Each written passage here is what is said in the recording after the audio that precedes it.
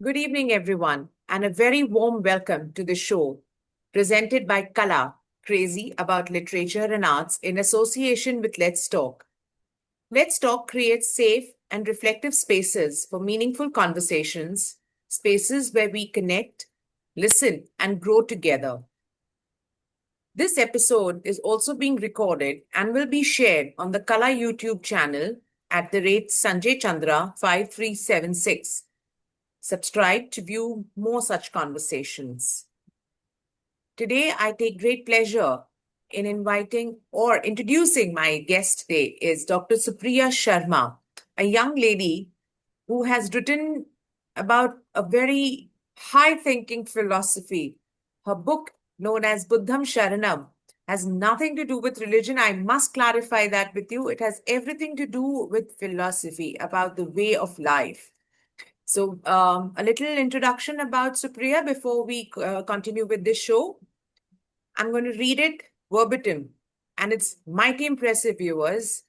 Supriya is an award winning business alchemist with a vision to illuminate the world with sustainable experiences. We'll talk about that. Her forte lies in strategizing the excellence culture in organizations across Africa, Asia, Europe, and North America with a techno commercial blend of an aerospace engineer.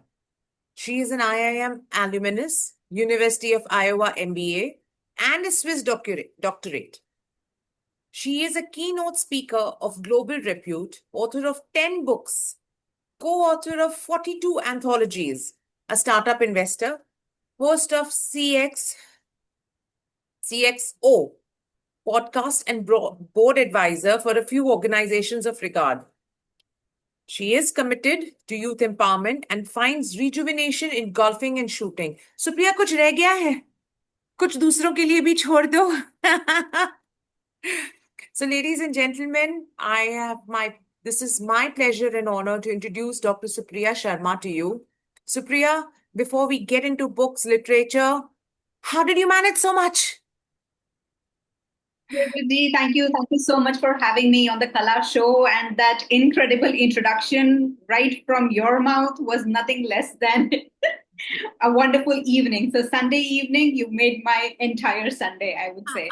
So, thank you so much again. It's really a pleasure to be on this show. Now that I'm here, I am sure I will have more to go back home with so I can do more. And next time when you get to meet me, the introduction will be even wider and smarter. Oh, lovely. I would love to do that. And I promise I won't get tired introducing you. So tell me, seriously, before we delve into your book and get into the literature part of our show, I'd really like to understand what is this sustainable experiences and with the forte in excellence culture in organizations. What does this mean? Okay, so I call myself a business alchemist. So, alchemy, in the traditional sense, has been associated with magic. And here, when I call myself an alchemist, I refer to my work, which is with regard to partnering organizations, small or big, across the globe, different industries, and helping them in going through their journey of creating sustainable experiences for all the interactions that they have, whether the interactions are within the people in their organization or outside their organization with their suppliers, customers, patrons, whosoever is in that entire chain. And I will tell you why precisely I am referring to sustainable experiences, because Mriduji, in the present age, we see how we live life on a daily basis. If we have to make a decision, most of the time we think of how this decision is going to impact me right now in the next few minutes or in the next few hours, Right. instead of thinking in the long run. And we all do that because it's not possible all the time. We don't have so much time to think about the decision and how to go about in that approach. So when I say sustainable, I mean when we are interacting in the ecosystem, whether it is with our fellow humans or with the environment or with the society as such, whosoever we are interacting with, let us not just think about what is the short term gain that I have here. But if we are able to pay attention to the longer term impact that we are able to create in that interaction, that is what matters, because we are all here to leave a legacy. we all have a limited time here. And Right. within this time, how much is it that we can do for ourselves and for the people around us, so we all together are able to create an impact Fair where enough. we are. Fair. All right. Tell me, what is this IIM? You're an aerospace engineer? Is this what you Yes, studied in? I started my journey, academic journey, after my grade 12 with Right. aerospace engineering. Like every child has a dream of understanding how do machines fly, why airplanes Right. can fly, but why can't I fly? That that was precisely what Okay. made me to go for aerospace engineering. However, going further and seeing how the corporate world works, how the businesses really work, when I started Hmm. work, I realized that the most complex systems are not in the sky. Right. They are here. They are here right around us in the way we as individuals and businesses and organizations and societies interact with one I another. think the most And complex that's what systems are here. Right up here in our exactly, brains. exactly. And they show up. They show Right. up in our interactions, isn't it? Whether Right. we are a business or we are an individual or a society, the systems here, they show up on the Right. ground. And that's when I felt that attending to businesses and societies in this regard and following them on their journey of excellence would Hmm. be something that would create a wider impact in the world, and that would Fair allow enough. me to leave a legacy. But tell me again, how did the Swiss doctorate come in? Or Swiss or whatever. How did the doctorate come in? And what was your doctorate upon? What was your It is topic? about yeah, it is about strategic management. So in Okay. strategy, as we refer to businesses, we talk about how do we gain competitive advantage? How do we set ourselves apart from the competitors? What is it that we do differently that Hmm. makes us stand apart? How do we position ourselves? And the beauty is, while I was researching on this, while I worked in this domain, my professional Right. experience, my studies, my academics in the management area, they went in this domain. But what I also realized while doing so, Riduji, was the concept of competitive advantage is what applies to us also in our daily lives. Right. When we were a student back in school, the competition was about standing first in the class Yes. or maybe second or third. Huh? Yes. And then when we got to choose our universities, we had to qualify a competitive exam if we had to get into Right. some of the well colleges. Then Hmm. same applied for masters as well. And imagine the same thing happens in the corporate world. If I need a Right. promotion, I am competing against the rest. So how do I Right. show that I'm doing something differently? Same thing applies to businesses. So that came up to me like I won't call it enlightenment. That's too big a word, but yes, I said, Supriya, oh, this is not just study. This is not just theory. This applies to your personal Right. life as well. You've been doing this since your childhood, and here So you how did are. you treat on understanding sustainability? Because you are an aerospace engineer, you are an MBA with strategic management, and your thesis was also on that, your doctorate. How did sustainability, how did you educate yourself on sustainability? Because yes, it's a part of it, but sustainability by itself is such a huge and vast subject, and there are so many nitty-gritties in it. How did you train yourself for that, and what have you studied to be an authority on it? I'm asking you from the point of view of children or viewers who might want to, follow your path. Age is no bar on such kind of things. So please do enlighten on that, please. That's the most beautiful statement probably that I will encounter in my interaction with you today. Age is no bar here. Yes. And sustainability, whether we call it a subject or we call it a term or a word, Mm-hmm. it is much beyond. It is in everything that we do. Mriduji, right from the time we get up in the morning, no, we make thousands of decisions, whether it Yes. is about what do we want to eat for breakfast, or how do we want to commute to our office, or what do we want to wear to our college today, whether I Right. talk to my colleague or I don't talk to my colleague because she was the one who had a fight with me yesterday. Yes. we make we make multiple decisions, Hmm. and the idea on those decisions, again, as I was referring to in the beginning, is we look at the shorter term impact versus the longer term impact. So Right. that's where sustainability comes in. Whatever we are doing, whether we are taking care of home or we are running a business or we are a student, whatever we are doing, we always have an opportunity to make the choices that can create a difference. And that's where sustainability comes in. So sustainability, Mriduji, thank you for giving me 2 minutes to talk about Yes, sustainability. please do. And I will make sure that I don't exceed that. No, no, But please. why this is a subject of passion is because it's everywhere. That's the umbrella that covers all of us. Whether we are talking about the trees and the stars and the moon and the sun around us, or we talk about the oxygen that we breathe, or we talk about the companies that we work for. Right. What kind of pay scale do we have? Are we buying products from the market which are fair enough, which are sourced fairly? The people who are manufacturing those products, are they paid fairly for their Right. services? What is the environment in which the mobile phones that we are buying, they are being made? What does the shop floor look like? And so on. And then later on, we see what we have been seeing for the past few days, the ideas of governance, whether it's a democracy or it's a monarchy, any country across the world, how it's Right. governed, that also is covered under sustainability. So, right from what is around us to our families, to our offices, to our personal relationships, to the countries and the governance of organizations and so on, everything has sustainability into it. And that's why I say, whosoever we are, whether we are a 5-year-old or a 75-year-old, whatever profession we are into, we are always connected sustainably, and therefore we have a choice to make in that regard. For Okay. me, I would share that sustainability became more of an inkling when I was living in Europe. So Europe, as we all Okay. understand, has the closest technical connection with sustainability, if we talk in the technical regard. Right. Although India has been traditionally a very sustainable civilization.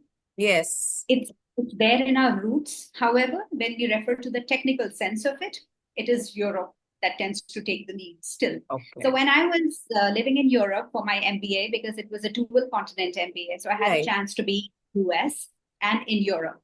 So during my time in Europe, I realized that these people, the way they make decisions in the offices, the way Mm. companies decide on which project to take or not to take, or what kind of Mm. emissions could we have. This product isn't going to be good for us, maybe because it's Right. not environment friendly and so on. That's when I realized, oh, this is also something that needs to be taken into account when Right. we are making corporate decisions. And slowly and gradually, it got itself Progress not embedded for in the the sake of procedure. progress, but progress with an all-encompassing view. That is Absolutely, handy. absolutely. Okay. So now And that is from what an Haji, I sorry. ensure, Mriduji. That is what I Okay. ensure, Mriduji, that wherever we are, G. whether we are taking care of our home or again the office or Right. a big business that we might be running, how is it that we can be sustainable in what we are doing? That's Okay. the idea. All right. So now engineering, which is hardcore science. Then you went into a middle path, which is sustainability, half science and half life gets in way. And now coming to philosophy, Buddham Sharanam. How did this happen? Where did the philosophy come in now? So you've actually, so as to speak, gone from hardcore science studies to a middle path, and now you've come to liberal arts. How did this happen? Please explain this journey. How did this come As about? they say, life teaches. They Ah, say life teaches. So okay. this was not my life. This was the lived experience, as I would Hmm. say, and not something that I studied at the university or in the courses that I had taken up or the organizations that I had worked for. Going back to 2018, yeah, very briefly, I would like to share how this book came up. Right, please. So sometimes the decisions you make, they shape Mhm. you in a way that you hadn't ever expected. So 2018, when I was in my mid 20s, Right. um, I made a decision. I won't say I myself, but yes, along with my family, we made a decision. And for me, uh, Mm-hmm. at that age, you're super confident and you Right. think that the world runs according to your command and you can get exactly what you Yes. want You're the king. at any point in time. Yes. So that's when I also made a decision, partly under this arena of overconfidence and Right. partly under that appetite for risk that I have. So it was a Okay. professional decision that was made. But how it led to, in terms of result, was that everything that I had built, everything that I had invested my Mm-hmm. efforts and my heart and soul into, just because of this one decision, all that went down the drain. So everything I had and everything that uh, everything that I thought was a part of my identity, my Mm-hmm. position, the way my society would look at me in terms of where I stood academically and professionally.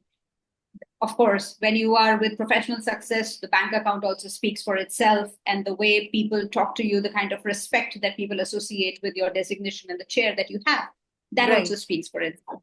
So yeah, that I had come to associating with my personal identity. I thought that was Supriya. That Okay. that I had, I thought that was Supriya. Mm. Or my achievements, the Yes. achievements that I had, they were all here, up in the air, myself on cloud nine. And that's what I used to feel. Supriya means all this that she has. Now, because Mm. of that one decision, when I realized that everything that I had invested in, all the heart and soul, and everything that I used to be so proud of, Right. now it's not there. Now, what is Supriya? She doesn't have the position, that business that she had built doesn't exist. Right. Who is she now? It's not about her achievements. Mm-hmm. If all those achievements are stripped away and it's just me, what is it that I have except my name? What is it that stands with me even when those achievements are not there? What is Right. it that people would know me for? Or Mm-hmm. forget the people. What is it that I would know myself for? Right. That is the question. So, who am I? That was the question. Who is Supriya? That I Mm-hmm. wanted to answer. And that journey of answering the question, that journey of discovering myself away from all my achievements. If I had nothing and I just had myself, who were I? Right. Exploring who I was, what I stood for, what was the purpose of my life.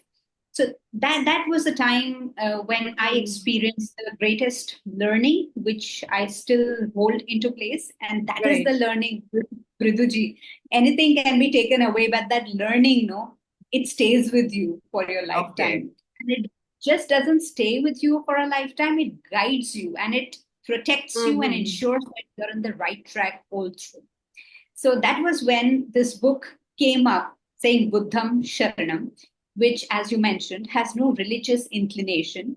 The only connection with the title and the Yes. content would be that I have attempted to borrow the teachings from Buddha's tenets, Right. and I have used them to help me answer the questions on how can we live a more fulfilled life, because in the Sustainable life, present sweetheart. day, More sustainable exactly, life. That sustainable would be life. the right word for you. Acha, tell me another thing, Amazing. Priya. What were your other books on? You've authored plenty before this one. So what were those on? Were they technical or were they similar? Well, they were more about leadership and management, Acha, so they were a because philosophy of a different kind. they're philosophy of a different kind, but Right. yes, something that organizations could actually employ in Right. order to get from level A to level B.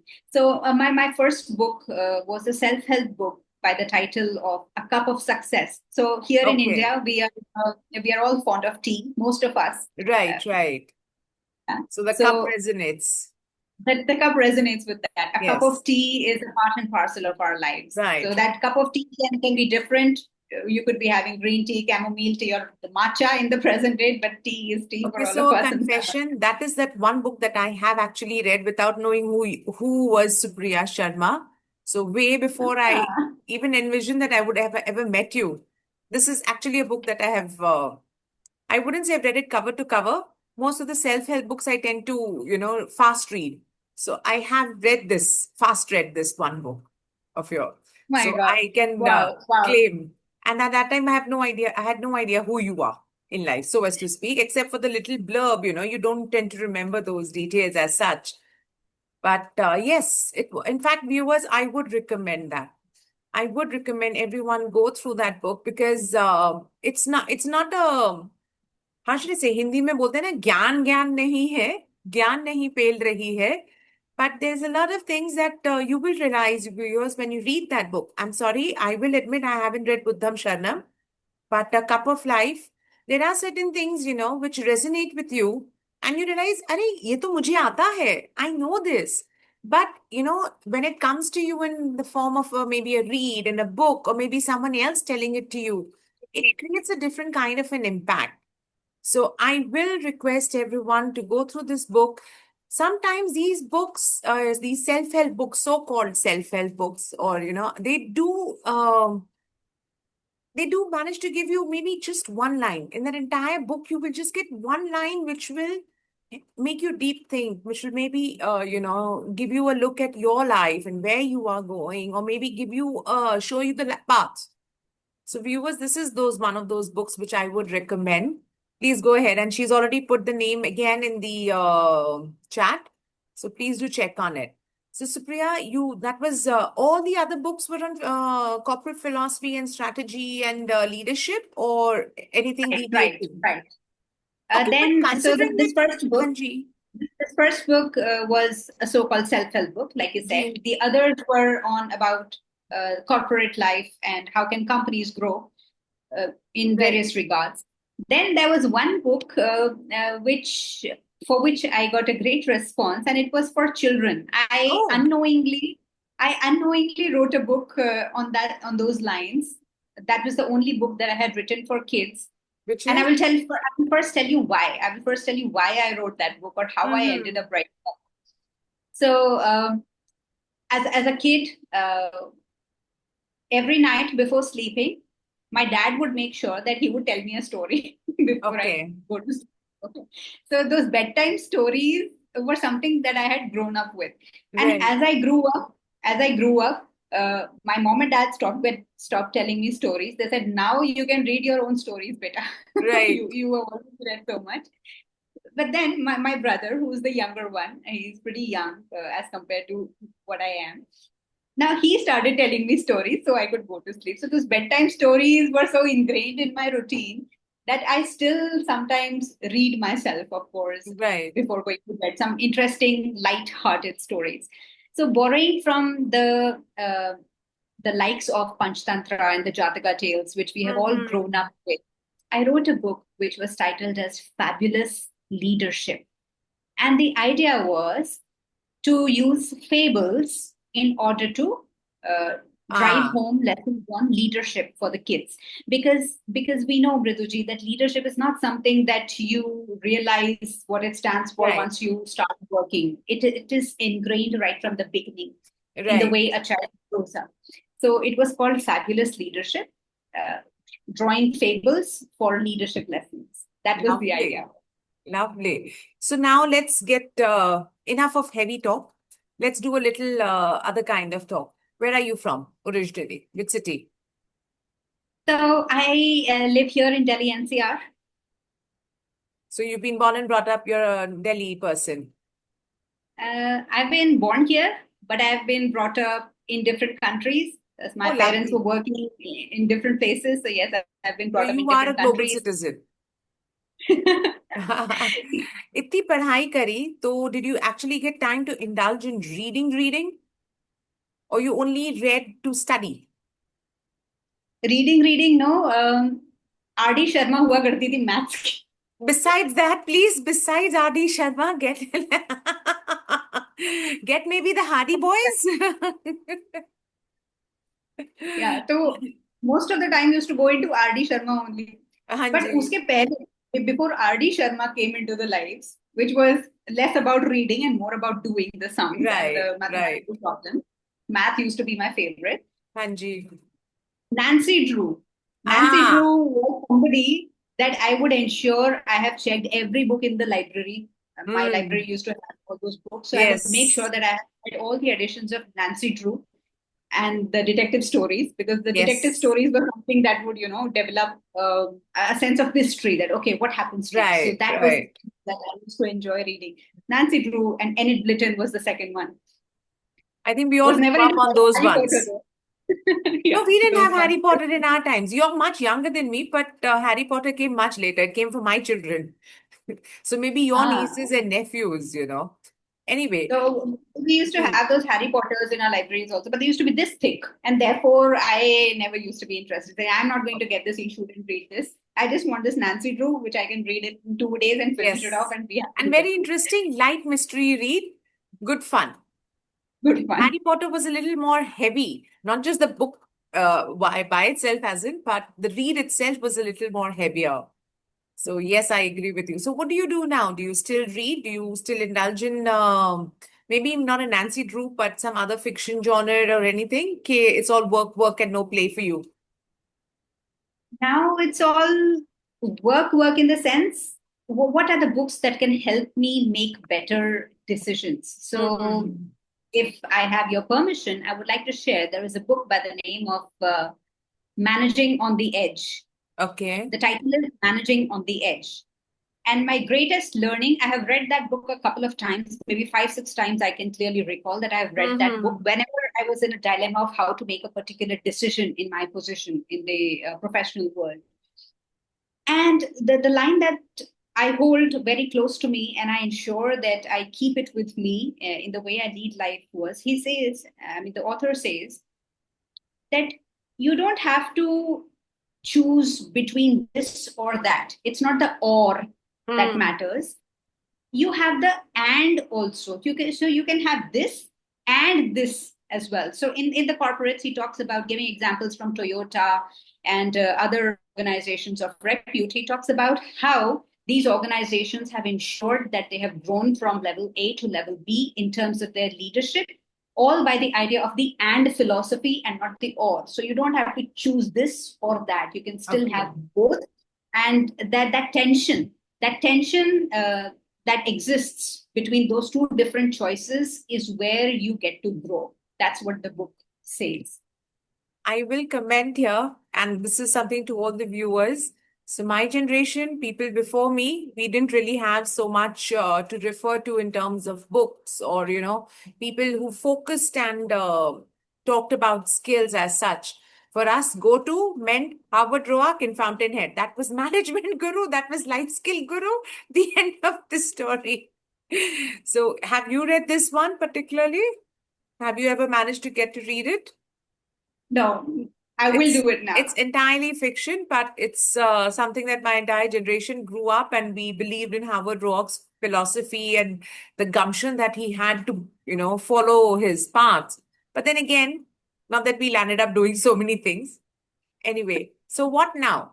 Are you indulging yourself in more books? Are you going to write more?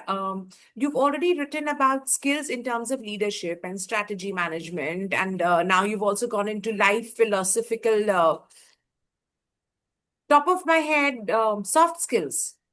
I don't think you've written anything or you've not given any tools on that. Why don't you think about that next? What say?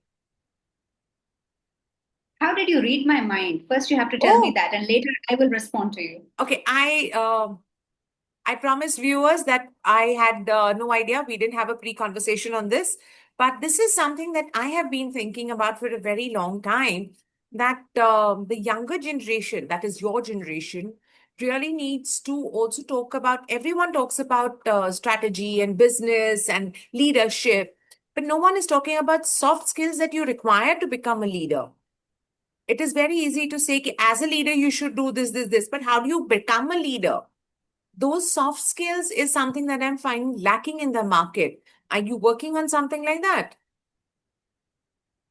This would be The beauty wonderful. is, yeah, the beauty is that what I am working on now, Mm-hmm. I've already submitted a proposal on this to my publisher who is in the Nice. UK. And I'm on the verge of completing that book in the present. So this is going to be a fiction, but covering all that you mentioned. So Okay. fiction, but helping us develop those So skills or the fiction as soft in skills. it will be something like a story where you A story, incorporate exactly. the philosophy of soft skills and how to enhance them in yourselves. This A idea actually story, came to me a because of psychological, Fountainhead. a psychological thriller in there, Ah, some mystery thrown in, so all that. I promise you that Like, I will definitely be reading because fiction is all, I'm all for fiction books. And yes, I agree. The non-fiction ones are, for me, it has always been non-fiction means gyan. But the mhm. kind of general knowledge that I acquired from the non-fiction is what kept my mind eclectic. So I'm very happy about it because even in the non-fiction genre, even in, sorry, in the fiction genre, sorry, you always do find general knowledge all around. So I find that very appealing and it comes, and then, that knowledge stays with you more than the one which you have to learn. So reading should be for pleasure, not just for study. That's my motto in life. So you're working on this Absolutely. one book right now, as you mentioned, which will be a thriller, but a sort of a soft skill trainer also. That's lovely. Exactly. What else are you Exactly. into right now? Besides writing books, churning out books one after the other, what else are you doing? Do you take I read sessions? Do poems. you, I read poems Anji? as well. Oh, lovely. I What read genre poems as again well. in poems? What kind of poems? Anything or everything or certain types? Anything that I get to see in front of me, I can create a film around it. Do you remember But anything small? still a fan of those childhood style of writing. That it has to be rhyming, and that is what Ah, it me. So even on those English books that we used to have, right. I used to go before I sleep. Robert Frost, if I Yes. remember correctly, Miles to yeah, go miles to before go I before I sleep. sleep. So Stopping by the woods I on a somehow snowy feel that, evening. yeah. Yeah. So when I write, I make sure that the words are rhyming. So a lot of time goes into looking for words that rhyme. Top So of your head, do yeah, you remember anything that you could recite for us? Do you remember any small poem that you could just, it doesn't have to be related to strategy and business and philosophy. It could be just anything that you remember. That we could leave I could as a last note to our viewers. We are going to be running short of time, sorry. So, as a last note to our viewers, something if you could narrate for us or recite for us, sorry. I could Please. certainly, and I would appreciate if you would allow me to have a brief reading from my book Buddham Sharanam, Oh, because please. yeah, because Please. that helps us answer some of the pertinent questions of our life That would be that we wonderful. continuously, Please. yeah. So Irshad. I I am reading it from my phone right G. now. G. And a few lines here. It talks about my take on happiness. My take on Right. happiness, and basically the idea is, uh, why do I need to be happy? That is what Right. it is. मतलब क्यों unhappy क्यों होना है ये हाँ समझ जी. में नहीं आता जी. उसके लिए लाइन्स हैं. Happiness is the vitality of my being. It is within me. And as a consequence, I am not comfortable with the idea of suffering or being unhappy. But I ponder at times, would we appreciate happiness as much as we do if there wasn't a tinge of unhappiness in life? It's Okay. much easier said than done, though.